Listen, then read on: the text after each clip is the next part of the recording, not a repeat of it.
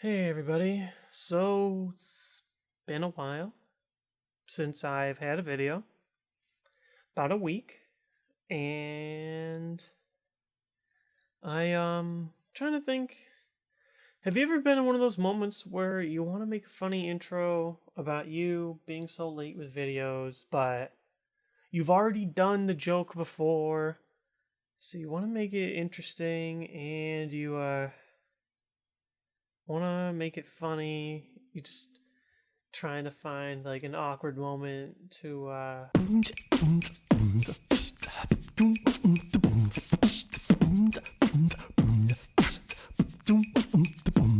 You're ready to rock it with the nonsense and my hopes Poke projects. You won't stop till you bop to the top with all the hobbits. Hip with the metagame train, the reigning top kid's at the top of his game, and you can't hit my top fist. You want the best tricks? I suggest you profit. You want a mess Brit? I suggest you drop it. Once we started rolling, you know you can't stop it. Let's go and get some lessons from JWittz and Prof-It. Yeah. Okay, everybody. First off, I just want to say thank you very much for your patience as fans. I know usually I post on my Facebook, facebook.com/thejwitz, some kind of status that lets you guys know when videos are not coming. This time I decided to not post it. Part of it was just me being so busy and kind of forgetting. The other part is about halfway through the week when I thought about it, I decided that it would be best explained here in the video where I can, just vocalize everything that's going on right now. There are 3 reasons that I have less videos, and also 3 reasons why there are going to be less videos in general on Prof-It. Some of them good, some of them bad, so here's how it all goes. First and foremost, and more important than all these other things, is school. This is supposed to be my last year of school. I'm trying to finish up. I don't know if I've really vocalized this much, but I actually hate school. I don't like college here. I just want to get my degree and move on to the next stage of life, and so it is very important that I get out of here as quickly as possible. This semester I'll have a lot of classes that I don't like, that I'm not learning well in, and I consider myself to be a pretty intelligent person, but these classes are not good for me. They require a lot more time for me to learn and get the information that I need. And so it means that I'm definitely going to have to find ways to cut back on my workload. One video every day worked great in the summer, except for when I was on vacation. But other than that, I had a really consistent release, everything was working great, and I thought it would work fine at school. It turns out it's just a little bit too much. It's not a lot too much, it's just all these little videos every single day. Eventually, I just, I feel like, oh, I want to take a break, and so I've been slowing down. So here's how the schedule is going to look now. Now for Prof-It, every week I'm going to have 3 guaranteed videos. Those are going to be episode of Prof-It, a recorded match video. I'm still working on those. I'm going to get those up, and they're going to be exciting and fun and cool like the other ones that I've done. And the Ask JWittz, which I've only done one of, but I will catch up. I will have more this weekend. Also, one thing that I'm looking into, but cannot guarantee yet, might happen down the line, is I'm thinking about making Ask JWittz a live segment that I do with a live stream and then record. That way I can give you guys kind of a direct input to your questions, but that is something that we'll see if it's possible down the line. Again, it would just make things a little bit easier, but either way, Ask JWittz is a very easy segment to do. So this means that I'm no longer going to do Card of the Days. They've been fun, I hope they've been informative, but I've got bigger and better things planned for the future. And I'm also not guaranteeing a Fact of the Day every week. Now that being said, like you guys, I enjoy Fact of the Day just as much. I think that they're a lot of fun, and unfortunately I'm starting to become facted out. I need to, do a little bit of research in my spare time, get some good facts, get things going, and that way we can get good Fact of the Days every once in a while. And now there'll be a surprise instead of just me trying to force a fact out every week. And to be honest, it's going to be very hard to top the last one that I did. It took a lot of time and research to get all those videos and footage and stuff, so I'm gonna kind of let that pass for a while, and you'll soon start forgetting about Fact of the Day, and then boom, I'll have another one up. Should be a lot of fun. So in the meantime, I know you guys really like those videos. I'm not going to forget about them. I want to keep getting those out. So no Card of the Day. Now, some of you guys actually really liked them. Some of you guys didn't, but I will have more content every week. Now, I know this sounds ridiculous. For those of you guys who know me, all the time. I say like, oh, I can get this new scheme out, I can get all these new videos, blah, blah, blah. And for the most part, it does work. This weekly thing was working for a while until school and all that stuff, but this will work. I am starting a new channel. I don't have a name for it yet. I want something cool and cute and funny or whatever, but I'm just going to have a channel where around 3 or 4 times a week, I record and comment over a game that I play on Pokemon Trading Card Game Online. Now I'm hoping to pick out both, the best and most strategic battles and stuff like that, and I think it'll be really helpful. Now my girlfriend Renee already has her own channel, Renee Plays Pokemon, and she's been doing a great job of running that. Jason Kaczynski, the 2-time world champion, already has his own channel doing the same thing, and Puka, Sukovic, Kyle, whatever you want to call him, he streams about 3 or 4 hours every single night playing Pokemon Trading Card Game Online. And while I definitely can't give out 3 to 4 hours, I really like what he's doing. I think that it's an amazing resource, and I think that they are great videos that I could give you guys to help explain things. So instead of a card of the day, just explaining, oh, this is what that card does, I would just be playing a deck with an interesting card, kind of showing you guys what that card does. Also, I think that it's much better to have videos that show me actually playing than me just talking about cards. It's better for the upper level players because they can see all the small intricate things that happen in the game. It's better for the early level players because they can just see how the game works in general, and I think that it just benefits everybody. I've got a good way to record games. It takes less time for me because I'm already going to play a couple of games every day when I'm stressed out and just want to have some fun. And so all I have to do is turn the mic on, talk on it, and that's it. Everything records right away, no editing required, and it should be great for everybody. So I'll let you guys know when that channel launches, and I'll keep you updated. By the way, speaking of turning on the microphone, I have a brand new, very fancy microphone here. This is the Electro Voice RE20. Special thanks to Colin Peterick for helping me pick it out and get it and everything. But this microphone is part of a much bigger project, which is part 3, and that's another new channel that I'll be talking about soon. Now, when I started Prof-It, it was, more or less just an experiment. I wasn't planning on having thousands of subscribers and almost 1 million views total, and while I'm very appreciative of that, I definitely had other ideas with YouTube down the line, and using this microphone is one of them. Now, I know you guys know that I like to sing, I like to beatbox, that kind of stuff, and the kind of stuff that I've been working on recently, I think is really good. It's going to be really cool. I'll let you guys know the channel name once I figure out the layout and get the first video up, and I'll keep you updated on that. I think that this channel is potentially going to be a lot bigger than Prof-It, but regardless, I think it'll be a nice way for you guys to see a different side of me. Now, I know the Prof-It theme song is fun and cool and whatever, but the stuff that I've been working on is much bigger, better, I don't know, more listenable than that, and I really think that you guys are going to enjoy it. It's also something that you can show to your friends. That way, if you're watching my videos and you want to show them me for some reason or another, but they don't understand Pokemon, you'll be able to show them some of my music stuff and maybe they'll like it. Either way, it's just something that I've wanted to pursue for a long time. I finally have the means, and I am finally able to get everything together. So anyway, stay tuned for these 2 new channels, and while there are going to be less videos on this channel, I'm going to work to keep everything high quality, keep everything to what you guys have expected, and most importantly, just keep everything on schedule. Anyways, thank you very much for listening to me and bearing through this very long video explanation of everything that's going on, but I think you guys came here for some other reasons, so let's talk a little bit about Battle Roads. For my own Battle Roads, I went to Oswego, Illinois. There were 32 Masters in total, which is exactly as many as you need for both 3rd and 4th place to give you what's called the kicker point for the new Championship Points series. I was pretty excited, haven't played Pokemon since Worlds, other than a few occasional testing games, so I was pretty excited. I played Magnezone Yanmega. I figured just because I did so well at Worlds with it, it felt only suitable that I'd take it into a new tournament, low-risk tournament like Battle Roads, just to see how the deck stacks up against the new metagame, catcher, and everything like that, and I felt pretty confident about all my matchups. Now, a few changes I made. I took out Kingdra from the deck, took out Jirachi, added a Pachirisu, just went for straight consistency, and fitted in a few more rescue energies. So, with my very consistent, very basic list, I felt good to go. Round 1, I played against Stage 1s. Now, this wasn't the traditional Donphan, Yanmega Stage 1s, but they ran Cinccino, I think Yanmega, Zoroark, and Ninetales.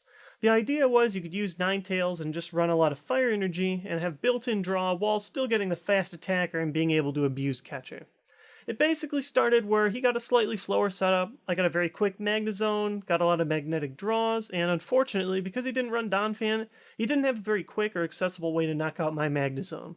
He got those cheap catcher prizes that Stage 1s can get, and he did get the Ninetales and all the consistency mid-game, but I had already taken too many big prizes with Magnezone, shut off some of his attackers, and I finished the game with Yanmega pretty quickly. 1-0. Game 2 was against Mike from Wisconsin, and he was playing the Jason Kozinski Mew Toolbox deck. I played Mike in Top Cut for Wisconsin States in the first round.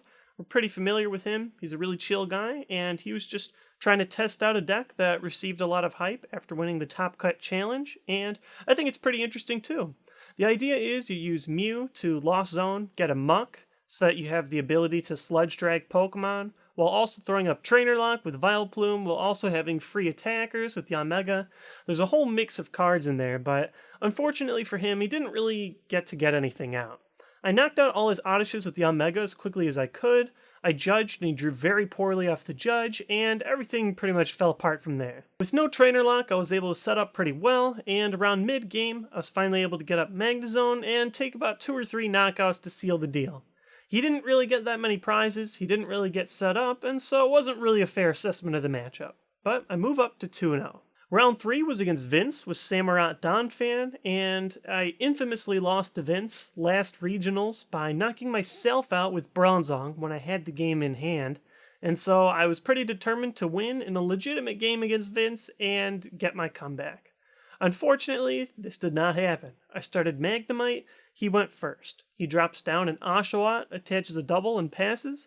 On my turn, I have no way to get another basic, although I do have the rare candy in Magnezone. I'm forced to pass, he rare candies into his Samurott, attaches an energy, and knocks me out on the second turn before I really get anything. So I move down to 2-1 on the dog, and I've got to win out if I have any hopes of making Top Cut. Next round, I'm faced with a Gothitelle deck.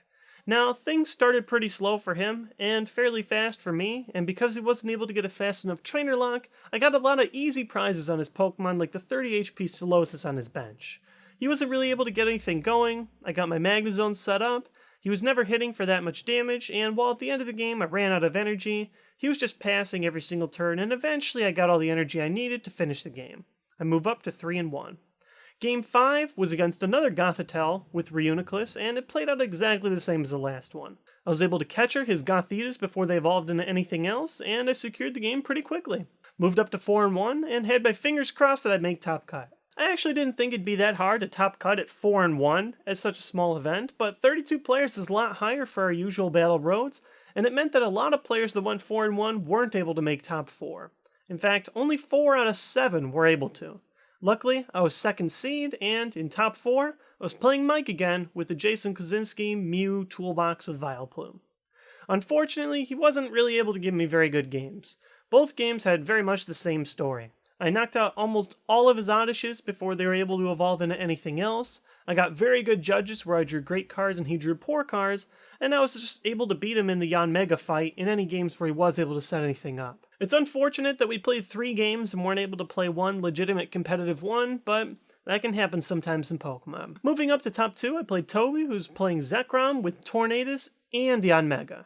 Most decks usually opt for one or the other, most people playing Tornadus, but Toby ran a combination of both. Game 1, there's not much to say. He went first. I started with 2 Pokemon, both Magnemite and Tyrogue, and he was able to drop a Pachirisu, Self-Generation 2 energy onto him, and knock out my Magnemite on his first turn.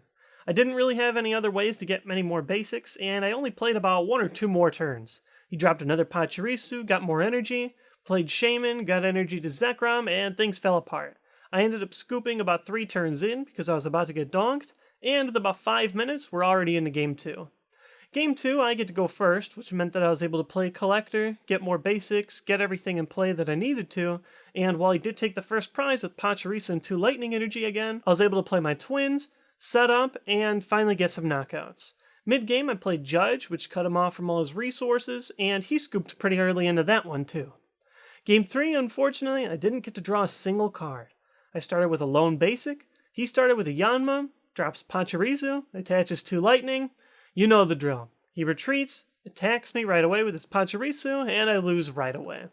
So it is unfortunate that I lost all my games over the course of the day to what were essentially donks, but it happens, they're in the game, and I can't really complain too much. Getting second place in my first tournament after Worlds makes me pretty happy about the deck, pretty happy about my performance, and pretty excited about tournaments in the future. I get my first official championship point, and I also got a silver version of the new Victory Cup card. It's unfortunate that they're not playable, but they're still very good looking cards, and I'm happy to have it. I'm hoping to play in at least 2 more Battle Roads, at least the local ones around my college campus, and if I hit a few more, then that'd be great too. I'll give you guys tournament reports each week that I do play, and hopefully I'll give you guys some more stories about how I won a couple more Victory Cups, got some more championship points, and learned some unique things about which decks are best for this year's Battle Road season. Speaking of best decks, we're finally getting information on Pokegym over which decks are winning the most for this year's Battle Road season. So far, there are 3 clear-cut decks that are doing much better than all the rest. We don't have too much data, the thread was just posted pretty recently, and we've only had 1 weekend of the events. It's still interesting to see which decks are winning so far. So, let's look at what we've got. In first place, by far, is Zekrom of all decks. Now, I'm kind of surprised. I thought that there'd be a lot more hype over the new Trainer Lock decks, and I thought that those would be able to beat out Zekrom, but it turns out that it's won the most tournaments so far, including one to me. Zekrom is a great deck because it sets up extremely quickly. With Catcher, it takes the cheap prizes that it needed to. With Tornadus, it has a much better Donphan matchup and another out to donk. And all in all, the deck's seeing a lot of hype, a lot of popularity, and a lot of success. It's doing great with the new Catcher format and taking cheap prizes, and it's also really good in Top Cut. You can take early prizes to win a game on time, or if you get 1 donk, well, then that's 1 game you win without having to play anything out. I got donked essentially twice in Top Cut, and I can't really complain. He played a good deck choice, got a deck that can get set up that quickly, and it just plays really well in timed formats. Similarly, the next best winning deck was Stage 1's. This is another deck that received a ton of hype. It sets up quickly, takes the cheap Catcher prizes, and the only difference between it and Zekrom is that it has a more consistent turn 2, but it can't attack on turn 1 like Zekrom can. So, all in all, the 2 decks are very similar, and they're shown to have a dominating presence so far with Week 1 of Battle Roads. Lastly is Reshiram Typhlosion. This one probably surprised me the most. I didn't really think that it benefited that much over Catcher. It didn't really gain that much speed. It was already a mid-speed deck, but it's doing pretty well. I guess it's pretty good against Stage 1s when you get set up. And while Catcher on Typhlosion can be annoying, he does only have 2 retreat, unlike some of the heavier retreaters like Emboar. All in all, the deck's still very consistent, extremely cheap to make, and it did see the most spots in Top Cut at Worlds, so I guess it is only natural that a lot of people wanted to experiment with it that weren't able to go to Worlds, but heard after Nationals hype that it was a pretty good deck. So all in all, those are the only 3 decks that have won more than 1 tournament based on the data that we have so far, and everything else is a mix. One interesting thing to me is that the one deck missing from this mix so far is Gothitelle. The deck saw a ton of hype from Emerging Powers. In theory, it can be a better deck than Ross's deck when paired with Reuniclus, but I guess it's been losing to a lot of different kinds of reasons. First, it can just lose to Zekrom if they get set up fast enough and donk you, even though that's a positive matchup for you, and it does have a pretty bad matchup against decks that can deal a lot of damage like Magnezone. It also has a really bad game in time, so maybe that's why we didn't see any heavy top cut presence for Gothitelle. Either way, we're only 1 week in, and there's not too much for me to report on so far, but I'll keep you guys updated with a new report every week, and let you guys know what's going on. My final thought is one on the new championship point system. While I do think that it's a great system, and it solves a lot of problems, one new problem has come up that I haven't really thought about before that I thought I'd bring up here. As I said, only 4 out of the 7 decks that went 4-1 were able to top cut, leaving 3 people that went 4-1, a really great record on the day, with absolutely nothing to talk about. Now, only decks that make it into the top 4 or top 8, if you have a lot of players, will actually get those championship points, but in our case, only the top 4 made it. So even if you went 4-1, had a great day, and just ended up not making top cut based on your opponent's win percentage, then you just don't get anything. It is kind of disappointing, and I'm sure that we can find some collective way to improve the problem, but if you guys have any suggestions below, let me know. The new system does fix a lot of the flaws that we used to have, but of course it's going to have some flaws itself. Anyways, just something I was thinking about. I know that this isn't as much Pokemon content as you guys are used to in an episode of Prof-It, but I'm getting closer and closer to half an hour an episode, and I'm trying to tone things down, keep things compact, but still give you guys all the best information that I can. As always, I'm going to keep you guys updated with these new channels. We should have new videos both Saturday and Sunday to conclude this weekend, and I hope that you guys do well at any battle roads that you guys go to this weekend too. And I'm eventually going to touch on that subject that I was going to talk about before we got all this new news about ratings, which is different ways that we can improve and legitimize our game. It's a really important episode that I do want to tackle with a little bit more precision than just sitting here unscripted, so I'm going to finish up the script, get that together, and in a week or two you guys will see that episode. Until then, thanks for watching Prof-It, thanks for being such amazing fans, and stay tuned for more announcements about new channels and just regular Prof-It content. I'll see you guys tomorrow. Peace. Rating goes up for wins and down for losses. Now things change as you win more or lose more, and your rating gets higher or lower. The greater the distance You're ready rocket with the nonsense and my hopes Poke projects. You won't stop till you're about to the top with all the hobbits. Hit with the metagame train, the reigning top kids at the top of his game, and you can't hit my top. You're gonna drop a lot of points, and that lower rated player is gonna get a lot of points. Once we start rolling, you know you can't stop it. Let's go and get some lessons from JWittz and Prof-It. Yeah. Now